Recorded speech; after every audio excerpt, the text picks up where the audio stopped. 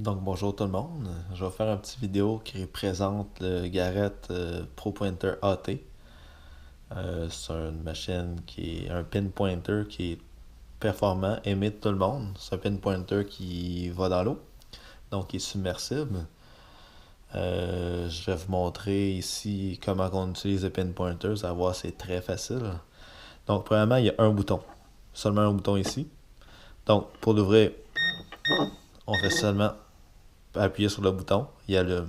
Donc vous voyez ici, il y a le petit LED qui allume ici pour montrer qu'il est allumé, pour aider aussi à détecter la cible dans un trou quand ça commence à être plus sombre. Donc une fois comme ça, on approche une cible, il détecte très facilement. C'est aussi simple que ça. Par la suite, on peut modifier sur le Garrett Pro Pointer AT, comparativement au Garrett Pro Pointer standard, on peut modifier la puissance. On peut mettre seulement la vibration ou seulement le son aussi. Donc pour ce faire, on garde notre doigt sur le bouton ici, on entend sonner, on appuie. Présentement, il est au plus haut. Ça a pris trop de temps. Donc quand on appuie dessus, je vais le fermer ici pour que ça arrête de sonner. Quand on appuie sur le bouton assez longtemps et qui tombe en mode programmation, si on pourrait dire, quand on entend un bip, ça veut dire qu'il est à la plus basse, dans le fond, les performances, il va aller moins loin. Si on entend deux bips, c'est la puissance médium et trois bips, c'est la puissance maximale.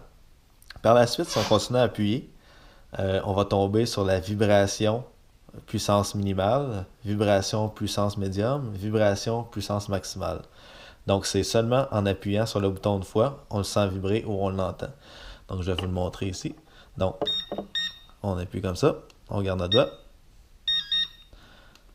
Présentement j'étais à 3, le son. Là j'étais à vibration une fois, je vais la coter sur la table. Vibration deux fois, vibration trois fois, puissance minimale sur le son, puissance médium sur le son, puissance maximale sur le son. Donc c'est tout simple que ça, on lâche la machine, maintenant il est dans ce mode-là.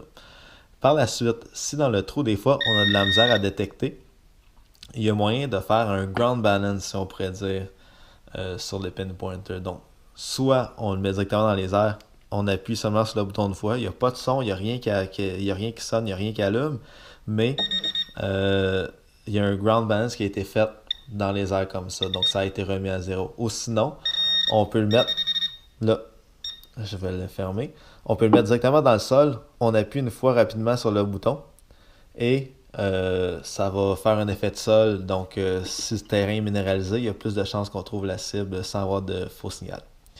Comme vous allez pu voir ici, normalement, le Garrett AT Pro, Garrett Pro Pointer AT, excusez, est orange au complet.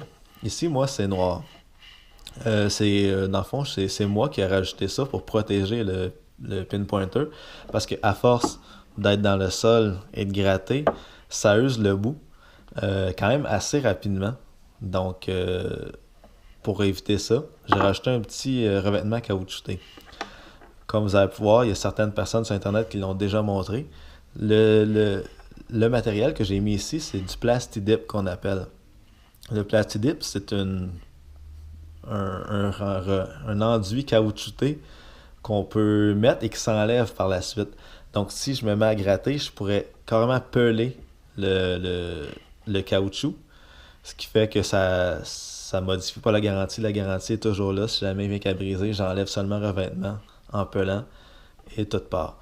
Donc le Plastidip, ça se retrouve soit en canette, en spray, ou en liquide, comme si on pourrait peinturer avec un pinceau. Personnellement, moi je l'ai fait en liquide parce que je trouvais que ça faisait une plus belle job. On fait seulement saucer le bout du Garrett Pro Pointer AT dans le Plastidip, qui est juste ici.